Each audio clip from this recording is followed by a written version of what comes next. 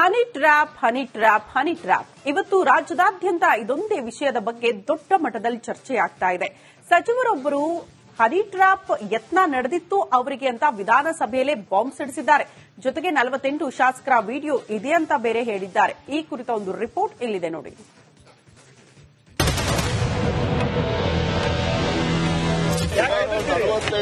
ಜನರದು ಪೆಂಡ್ರೈವ್ಗಳಿದಾವೆ. ನೀವೇನ್ ಬೇಕಾದ್ರೆ ಪನಿಷ್ಮೆಂಟ್ ಕೊಡಿ. ಈಗ ನನ್ನ ಮೇಲೂ ಕೂಡ ಅಟೆಂಪ್ಟ್ ಮಾಡಿದ್ದಾರೆ ಅಂತಕ್ಕಂಥದ್ದಕ್ಕೆ ಪುರಾವೆಗಳನ್ನು ಇಟ್ಕೊಂಡಿದ್ದೀನಿ ನಾನು. ಅಷ್ಟು ದೊಡ್ಡ ಸಚಿವರು ಯಾರು ಹನಿ ಟ್ರ್ಯಾಪ್ ಅನ್ನು ಮಾಡ್ತಾ ಇದ್ದಾರೆ? ಸಿಬಿಐ ತನಿಖೆನ ಆಗಬೇಕು. ಕರ್ನಾಟಕಕ್ಕೆ ಸಿಡಿಯ ಶ್ರೀಮಂತ ಇತಿಹಾಸವಿದೆ. ಇನ್ನೊಂದು ಕಾಲದಲ್ಲಿ ದೊಡ್ಡ ರಾಜಕಾರಣಿಗಳ ವಿಡಿಯೋಗಳು ಮೊಬೈಲ್ನಲ್ಲಿ ಹರಿದಾಡಿ ಪಡ್ಡೆ ಹೈಕ್ಲ ಕೂದಲನ್ನ ನೆಟ್ಟಗೆ ಮಾಡುತ್ತಿದ್ವು. ಮೇಟಿ, ರಮೇಶ್ ಜಾರಕಿಹೊಳಿ, ಪ್ರಜ್ವಲ್ ರೇವಣ್ಣರದ್ದು ಎನ್ನಲಾದ ವಿಡಿಯೋಗಳು ಎಲ್ಲೆಡೆ ಹರಿದಾಡಿದ್ವು. ಅಂದು ಅಬ್ಬರಿಸಿದ್ದ ಸಿಡಿ ಗ್ಯಾಂಗ್ ಈಗಲೂ ಸಕ್ರಿಯವಾದಂತೆ ಕಾಣುತ್ತಿದೆ. ಈ ಬಾರಿ ತುಮಕೂರಿನ 73 ವರ್ಷದ ರಾಜಕಾರಣಿಗೆ ಗಾಳ ಹಾಕಿತ್ತಂತೆ. ಅದು ಬೇರ್ಯಾರೂ ಅಲ್ಲ, ಕೆಎನ್ ರಾಜಣ್ಣ. ಸಚಿವ ರಾಜಣ್ಣಗೆ ಹನಿ ಟ್ರ್ಯಾಪ್ ಮಾಡಲು ಯತ್ನ.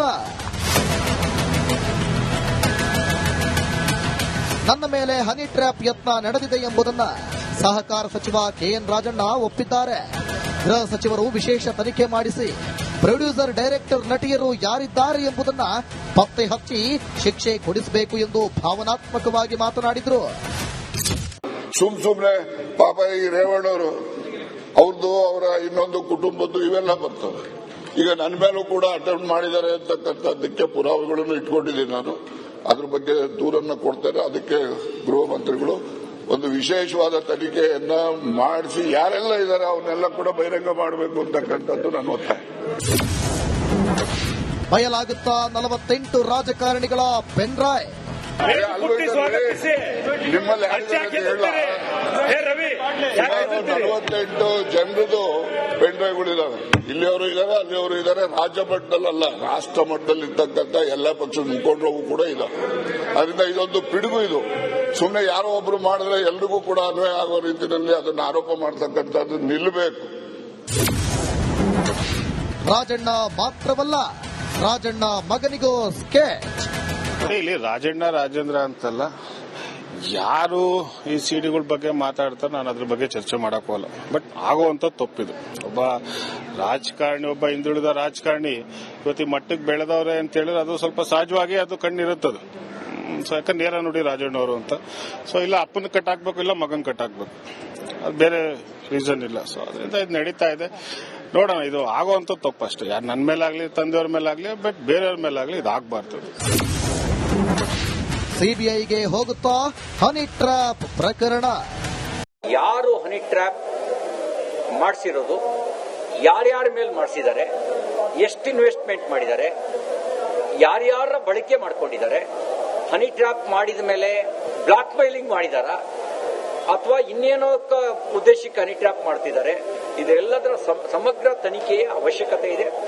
ತನಿಖೆ ಆಗಲಿ ಅಂತ ನಾನು ಆಗ್ರಹಿಸ್ತೇನೆ. ಇದು ಗೊತ್ತಾಗ್ಲಿ, ಇದು ಯಾವ ರೀತಿ, ಇದು ಸತ್ಯಾಸತ್ಯತೆಯನ್ನ ನಾವು ತಿಳ್ಕೋಬೇಕಾಗ್ತದೆ. ಹಾಗಾಗಿ ಇದು ಗೊತ್ತಾಗ್ಲಿ ಅಂತ ಹೇಳಿ ನಾನು ಒಂದು ಉನ್ನತ ಮಟ್ಟದ ತನಿಖೆಯನ್ನ ಆದೇಶ ಮಾಡ್ತೇನೆ. ಇದು ಸೂಕ್ತವಾಗಿರ್ತಕ್ಕಂಥ ತನಿಖೆ ಆಗಲೇಬೇಕಾಗ್ತದೆ. ನನಗೆ ಕೇಳಿದ್ರೆ ಇದು ಯಾವುದೋ ಸಿಟ್ಟಿಂಗ್ ಹೈಕೋರ್ಟ್ ಜಡ್ಜು ಅಥವಾ ಬೇರೆ ಯಾರು ರಿಟೈರ್ಡ್ ಹೈಕೋರ್ಟ್ ಜಡ್ಜಿಂದ ಸಾಧ್ಯ ಅಲ್ಲ. SIT ಇಂದ ಅಂತೂ ಇದು ಅಸಾಧ್ಯ.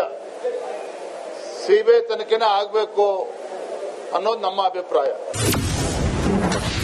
ಅಮಿತ್ ಶಾಗೆ ಕೆಎನ್ ರಾಜಣ್ಣ ಮೊರೆ. ಎಲ್ಲ ಅಂದುಕೊಂಡಂತೆ ಆದ್ರೆ ಸಹಕಾರಿ ಸಚಿವ ಕೆಎನ್ ರಾಜಣ್ಣ ಮೋದಿ ಸರ್ಕಾರದ ಸಹಾಯ ಕೇಳಲಿದ್ದಾರೆ. ಈಗಾಗಲೇ ಸಿದ್ಧ ಮಾಡಿಕೊಂಡಿರೋ ದಾಖಲೆಗಳನ್ನು ಮುಂದಿಟ್ಟುಕೊಂಡು ಅಮಿತ್ ಶಾಗೆ ದೂರು ನೀಡಲಿದ್ದಾರೆ. ಆ ಮೂಲಕ ಸಿಬಿಐ ತನಿಖೆ ಆರಂಭಿಸಲಿದ್ದಾರೆ. Bureau report, republic Kannada.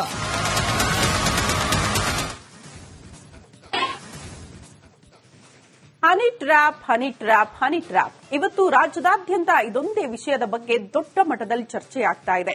ಸಚಿವರೊಬ್ಬರು honey trap ಯತ್ನ ನಡೆದಿತ್ತು ಅವರಿಗೆ ಅಂತ ವಿಧಾನಸಭೆಯಲ್ಲೇ ಬಾಂಬ್ ಸಿಡಿಸಿದ್ದಾರೆ. ಜೊತೆಗೆ 48 ಶಾಸಕರ ವಿಡಿಯೋ ಇದೆ ಅಂತ ಬೇರೆ ಹೇಳಿದ್ದಾರೆ. ಈ ಕುರಿತ ಒಂದು ರಿಪೋರ್ಟ್ ಇಲ್ಲಿದೆ ನೋಡಿ.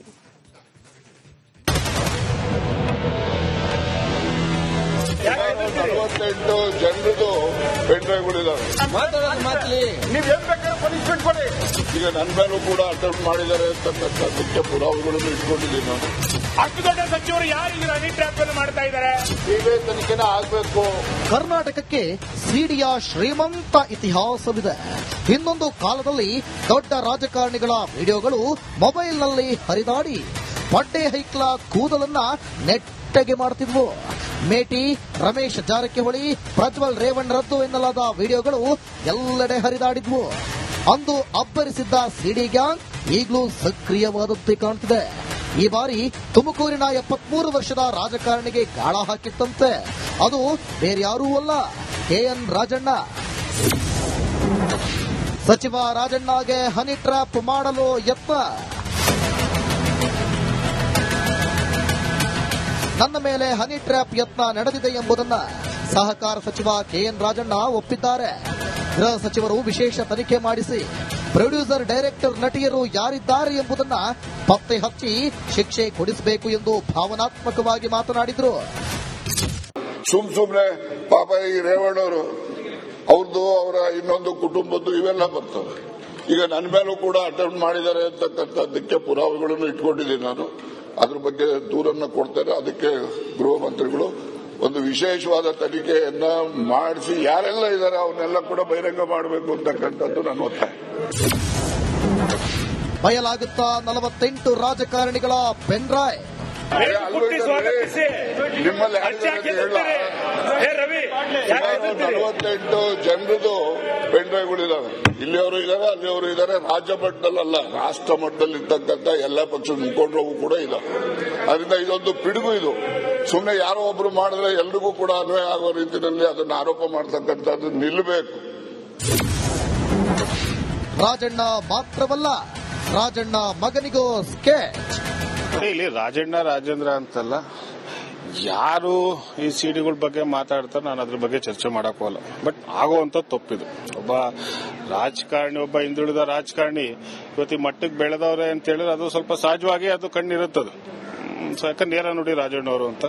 ಸೊ ಇಲ್ಲ ಅಪ್ಪನ ಕಟ್ಟಾಕ್ಬೇಕು, ಇಲ್ಲ ಮಗನ್ ಕಟ್ಟಾಕ್ಬೇಕು, ಅದು ಬೇರೆ ರೀಸನ್ ಇಲ್ಲ. ಸೊ ಅದರಿಂದ ಇದು ನಡೀತಾ ಇದೆ. ನೋಡೋಣ, ಇದು ಆಗುವಂತ ತಪ್ಪಷ್ಟೇ. ಯಾರು ನನ್ನ ಮೇಲಾಗ್ಲಿ, ತಂದೆಯವ್ರ ಮೇಲಾಗ್ಲಿ, ಬಟ್ ಬೇರೆಯವ್ರ ಮೇಲಾಗ್ಲಿ ಇದು ಆಗ್ಬಾರ್ದು. ಸಿಬಿಐಗೆ ಹೋಗುತ್ತಾ ಹನಿ ಟ್ರ್ಯಾಪ್ ಪ್ರಕರಣ. ಯಾರು ಹನಿ ಟ್ರ್ಯಾಪ್ ಮಾಡಿಸಿರೋದು, ಯಾರ್ಯಾರ ಮೇಲೆ ಮಾಡಿಸಿದ್ದಾರೆ, ಎಷ್ಟು ಇನ್ವೆಸ್ಟ್ಮೆಂಟ್ ಮಾಡಿದ್ದಾರೆ, ಯಾರ್ಯಾರ ಬಳಕೆ ಮಾಡ್ಕೊಂಡಿದ್ದಾರೆ, ಹನಿ ಟ್ರ್ಯಾಪ್ ಮಾಡಿದ ಮೇಲೆ ಬ್ಲಾಕ್ ಮೇಲಿಂಗ್ ಮಾಡಿದಾರ ಅಥವಾ ಇನ್ನೇನೋ ಉದ್ದೇಶಕ್ಕೆ ಹನಿ ಟ್ರ್ಯಾಪ್ ಮಾಡ್ತಿದ್ದಾರೆ, ಇದೆಲ್ಲದರ ಸಮಗ್ರ ತನಿಖೆಯ ಅವಶ್ಯಕತೆ ಇದೆ.